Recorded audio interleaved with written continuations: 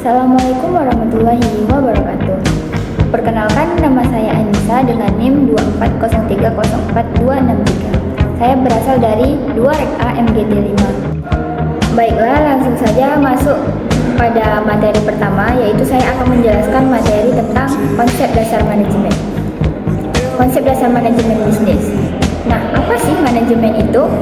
Manajemen adalah proses yang dilakukan untuk mewujudkan tujuan dengan organisasi kegiatan berupa yang pertama yaitu perencanaan, yang kedua pengorganisasian, yang ketiga pengarahan, dan yang terakhir pengendalian. Manajemen juga memiliki definisi lain, yaitu seni atau proses dalam menyelesaikan sesuatu terkait dalam pencapaian tujuan. Mengapa sih manajemen itu dibutuhkan? Yaitu agar tujuan dari organisasi dapat tercapai secara efektif dan efisien. Apa sih maksud efektif dan efisien ini? Efektif yaitu melakukan pekerjaan yang benar, sedangkan efisien itu melakukan pekerjaan dengan benar. Beberapa fungsi manajemen. Yang pertama yaitu fungsi perencanaan. Fungsi perencanaan meliputi beberapa fungsi, yaitu menetapkan tujuan dan target bisnis, menentukan sumber-sumber daya, dan menetapkan standar dan indikator keberhasilan. Selanjutnya yaitu ada fungsi pengorganisasian yang meliputi beberapa fungsi, yaitu yang pertama mengalokasikan sumber daya, yang kedua menjelaskan kebijakan yang telah ditetapkan, dan yang terakhir memberikan tugas serta penjelasan rutin mengenai pekerjaan. Selanjutnya yaitu ada fungsi implementasi, yang dimana memiliki beberapa fungsi, yaitu mengimplementasikan proses kepemimpinan dan menjelaskan kebijakan yang ditetapkan. Lalu ada fungsi pengawasan. Fungsinya yaitu untuk mengevaluasi keberhasilan dalam pencapaian tujuan dan melakukan tindakan-tindakan korektif dan solusi adanya masalah yang terkait tentang pencapaian tujuan. Nah, yang terakhir, fungsi operasional dari manajemen. Salah satunya yaitu manajemen produksi atau operasional, yang dimana fungsinya menghasilkan dan memastikan produk sesuai dengan standar yang telah ditetapkan. Selanjutnya yaitu ada sejarah ilmu manajemen. Perlunya administrasi dan kesejahteraan pekerjaan dalam sebuah organisasi, dan juga pentingnya efisiensi dalam kegiatan produksi, khususnya penggunaan fasilitas dan material produksi. Jadi, kesimpulan mengenai perspektif manajemen klasik yaitu kontribusi manajemen klasik seperti spesialisasi pekerjaan, studi mengenai masa dan beban kerja, metode ilmiah dan manajemen, dikenalnya fungsi-fungsi manajemen dan prosedur serta birokrasi. Terakhir, keterbatasan manajemen klasik yaitu kurang memperhatikan aspek kemanusiaan dari pekerjaan, contohnya seperti motif, tujuan, dan perilaku. Baiklah, masuk pada materi selanjutnya yaitu tentang manajer dalam kegiatan manajemen. Baiklah, saya akan menjelaskan tentang sejarah ilmu manajemen. Tentunya administrasi dalam kesejahteraan pekerjaan dalam sebuah organisasi, dan juga pentingnya efisiensi dalam kegiatan produksi, khususnya penggunaan fasilitas dan manajerial produksi. Kemudian ada kesimpulan mengenai perspektif manajemen klasik, yaitu kontribusi manajemen klasik seperti yang pertama spesialisasi pekerjaan, yang kedua studi mengenai masa dan beban kerja, yang ketiga metode ilmiah dan dalam manajemen, yang keempat dikenalnya fungsi-fungsi manajemen, dan yang terakhir prosedur serta birokrasi.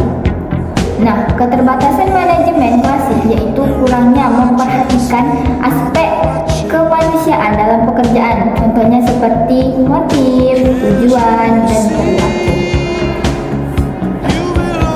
Nah, selanjutnya masuk pada materi manajer dalam kegiatan manajemen. Manajemen yaitu sebuah gabungan dari ilmu dan seni, dan yang dimana manajemen sebagai ilmu itu sebuah pendekatan melalui tahapan sistematis berdasarkan keilmuan, dan manajemen sebagai seni itu adalah pendekatan melalui intulasi perasaan berdasarkan pengalaman. Peran manajer dalam organisasi yang pertama, individu yang bertanggung jawab untuk memastikan kegiatan. Yang selanjutnya yang kedua yaitu tercapainya tujuan dari organisasi.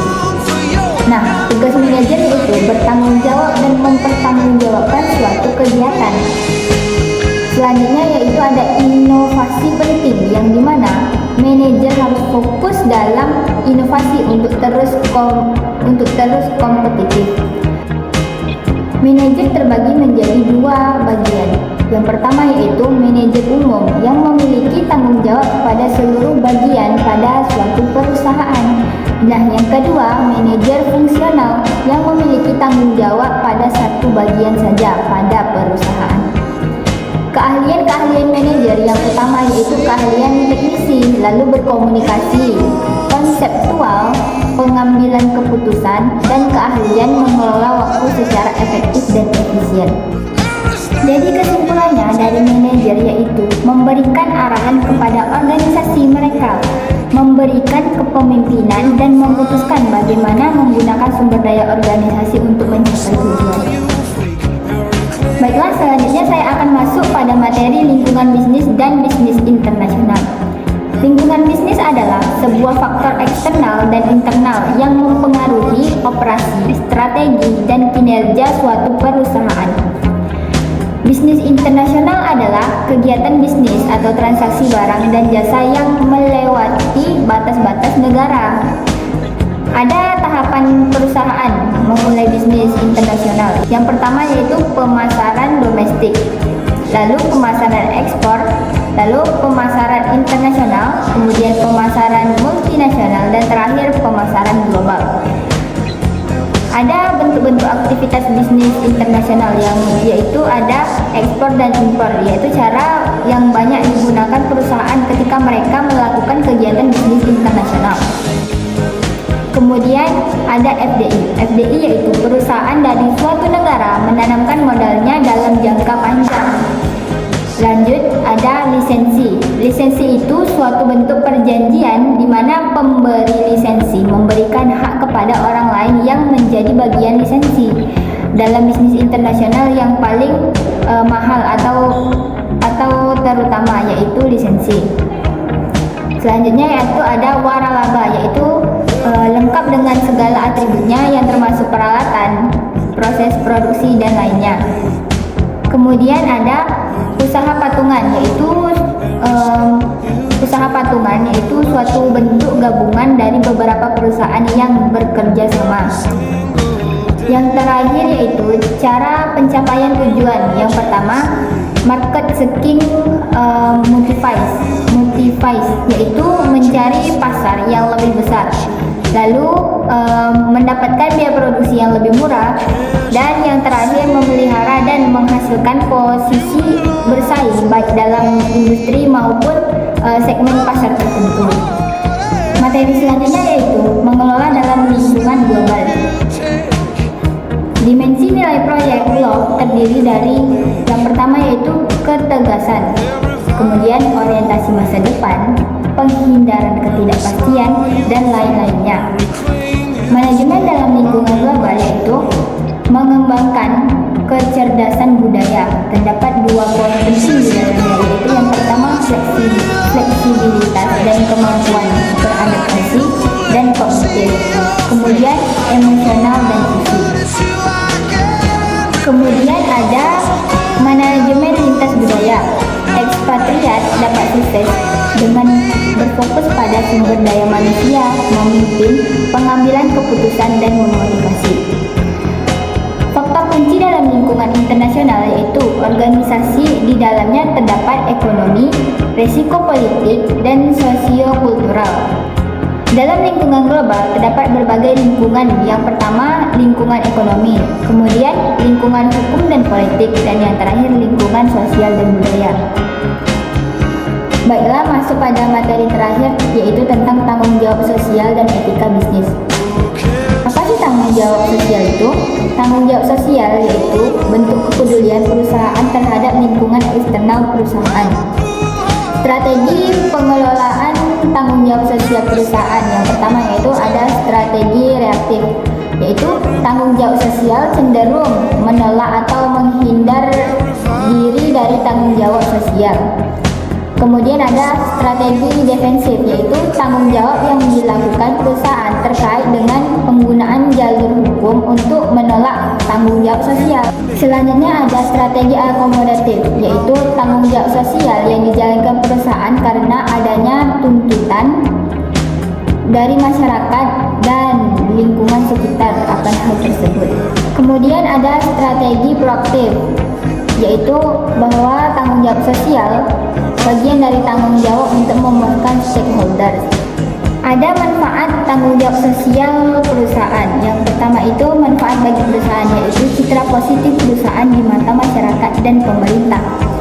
Lalu manfaat bagi masyarakat, yaitu hubungan masyarakat dengan perusahaan akan lebih erat dalam situasi win-win solution. Kemudian manfaat bagi masyarakat yaitu memiliki partner dalam menjalankan misi sosial dan pemerintah dalam hal tanggung jawab sosial. Konsep dasar etika manajemen yang dapat standar kelayakan pengelola organisasi yang memenuhi kriteria etika. Lalu kita masuk pada pembahasan nilai personal sebagai standar etika. Nilai personal itu adalah cara pandang, cara pikir, dan kelayakan yang dipegang oleh seseorang dalam suatu kegiatan. Nah, nilai personal terbagi menjadi dua, yaitu ada nilai terminal dan nilai instrumental. Nilai terminal adalah pandangan dan cara berpikir seseorang terwujud melalui perilakunya. Sedangkan nilai instrumental adalah pandangan dan cara berpikir seseorang yang berlaku untuk segala keadaan yang diterima oleh semua pihak. Nah, yang terakhir ada konflik nilai. Konflik nilai ini terbagi menjadi 3. Yang pertama itu ada intrapersonal. Pada dasarnya terjadi umumnya di dalam individu dan antar individu. Kemudian ada konflik individu organisasi.